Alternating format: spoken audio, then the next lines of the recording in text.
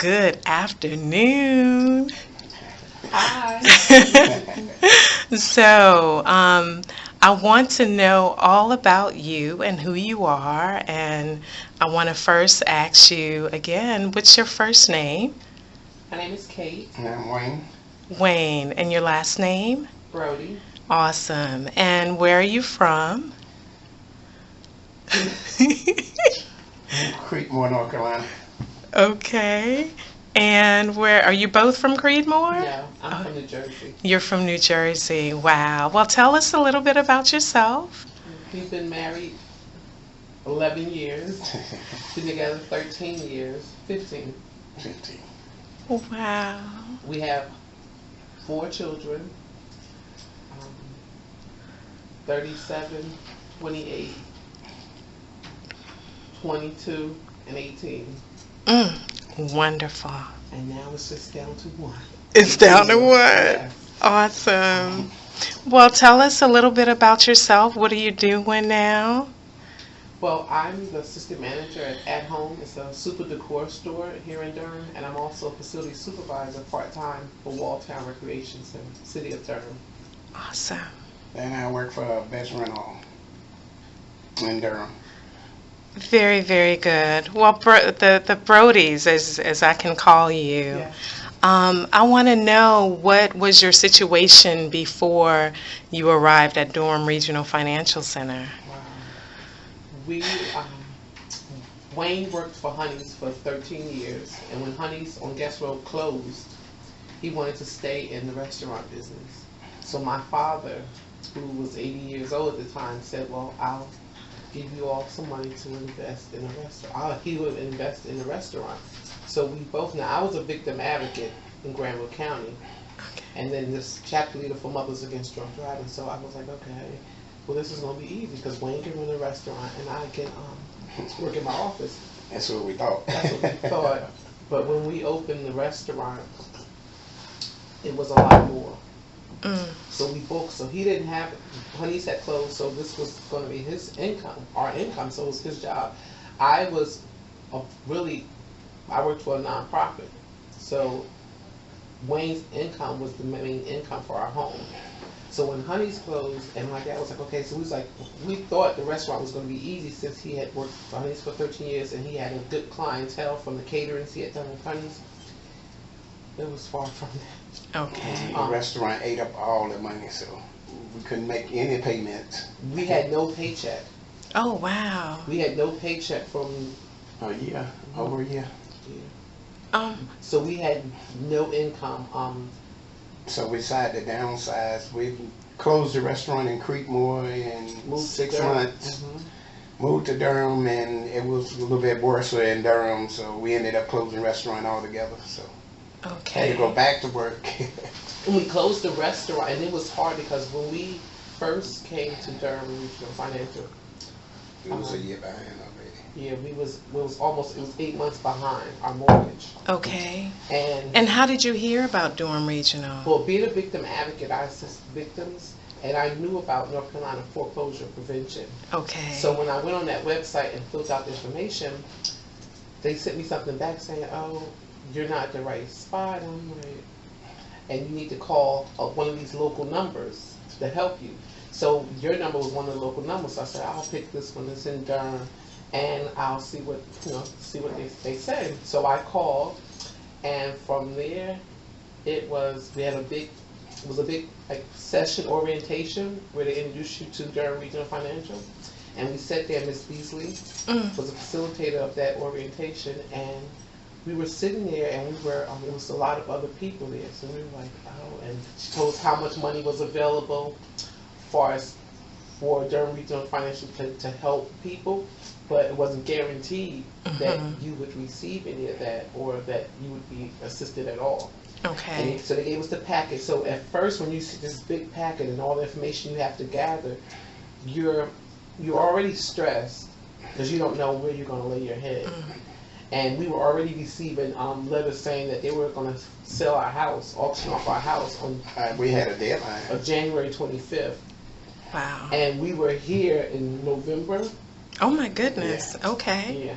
And my dad died who had invested in the restaurant. And when he died, it just stopped everything. So we had no more help. Income. And really, so we had nothing. Okay. So we at our home in Creedmoor, not only was the mortgage not paid, but our lights were cut off, our water was cut off.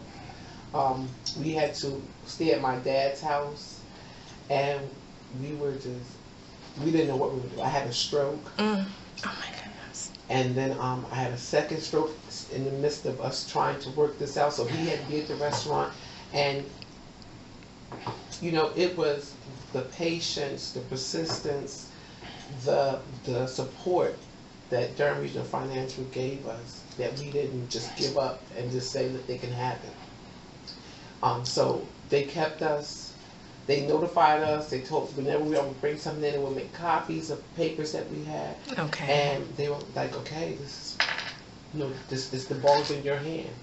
You give us all the information, then we can submit it. And at first we were trying to get help from the mortgage from Wells Fargo.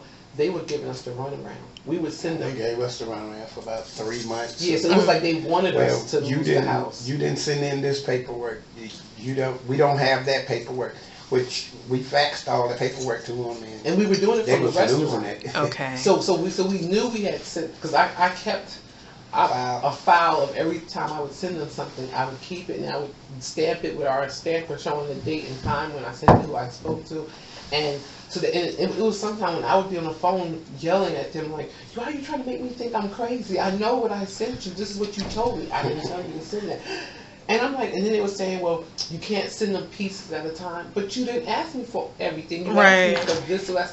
So it was so, I would be crying, and he would tell me to calm down. And from that point on, Durham said, let us handle it. So they were the go-between, and it seemed like Wells Fargo got in line then. Okay. Yes. They started knowing and saying, okay, we have to do what we're supposed to do. Because before, it was like they really wanted us to lose the house. Because I would send them work in, and they would say, oh, you sent it to the wrong person. But you told me to send it to. And I would call, and then when we were still getting the collection calls. And I would say, well, I'm working with home preservation. And they were like, there's no preservation specialist assigned to your case. I'm like, yes, his name, this is his name. Oh, he's not assigned. He's not even, and I'm like, what? He's not in that area anymore. He's not in that area anymore. And so, and do you remember the process, the time of? Well, from November to, we closed the restaurant in March. And right before we closed the restaurant, we didn't know that we were going to close the restaurant. When I had the second stroke, Wayne was like, well, you stay here at the restaurant and keep it afloat, and I'm going to go out and get a job. And he started working construction. All right. And so we were like, okay, we'll try to make it. And then... and when did you come to Durham Regional? In like, was it October, November? October, November, yes. Okay. So by March... we knew, by March, we knew we had gotten the modification. Awesome. We had gotten the modification. And then we would have gotten it faster.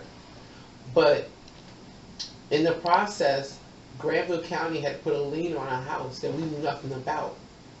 And so 8 years ago. Yes. Okay. And then they eventually had to take it off because it wasn't a lien that's supposed to have been on our house. So if none of that would have happened, we would have not have known about this $15,000 lien that was on our house, and that was put on there fictitiously.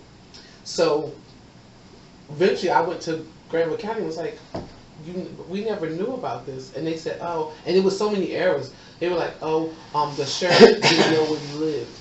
The address is on." No, he didn't have time to bring it out. Yeah, he didn't have. First, he didn't have time to bring out, letting us know that it was a lien on our house. Then he was saying, then I said, well, what is the lien for? We don't know anything about it.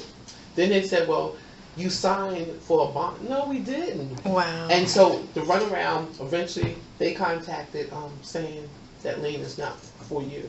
And when, and this was March of this year. Of this year. year. And they told us that we would get the modification. Our mortgage went from $893 to $585. Wow. And really our mortgage is what, 300 and something now? Well, it dropped to about 400. Yeah, about 380. But when you add in, but then we had to add the Wow. taxes back The in on interest. it and the insurance, so then it brought up to 585. Well, you look good. Yeah, feel good. I mean, you Oh, both lot look better. good. Yeah. Oh my gosh, I you're mean, glowing. If you had took a picture of us when we first came, I was a mess. like, they homeless. Wow. Well, this is the type of stories that, we want other people to know because, again, so many people don't know that we even exist. And it kept us, during Regional Financial, everyone in the office kept us up to date. Like when we called, and that was something that, I mean, sometimes I would get anything they needed, they would call us, and it's like, we right here in Creekmore in Durham. I work in Durham. All you have to do is just swing by and drop it off. Versus Wells Fargo, you have to mail the stuff or have it certified, and everything can be done here in the office, which is a lot easier. Awesome. Yeah, and copies was able to be made here, and it made it, because it was times when I know that you all should have put me out the office. And everyone was, they were so understanding to know these people are going through something, and just knowing that we were able to be helped. Very good. And then in the midst of that, we closed the restaurant, so we still didn't have an income. And when we got the letter saying, your loan has been modified, it was in March. I was like, oh, thank you, Jesus. And your first payment won't be until May. So then it gave us time. And then I was hired for both of my jobs in May. Wow. So it was very helpful. And I was like, there's so many people. I referred one of my friends, and she's here now. Okay. With Durham Regional Financial. Well, thank you. And she had nothing but praises. She was like, I remember her calling me, and I'm like, call this company. And she was like, where are they at? Because she didn't know. And she was like, she knew of several people that had lost their homes, not knowing that there was anything here. Wow. Right here in Durham, there was anything here that would help them. Especially the elderly that don't have computers or smartphones. Right. And so they don't get out. So basically they either try to be squatters in their homes, or they go move with a relative and let their home be taken. Wow. Well, I just thank you, because I just know that your story is going to touch somebody else's story, somebody else's life. So they'll be able to tell their story. And so, again, thank you for your time. I know you had to squeeze us in, but I'm so grateful. And again, grateful for Miss Beasley. Yes, when I saw her at the store, and I remember, and I told her, I said, oh my goodness, thank you. Thank Durham Regional Financial.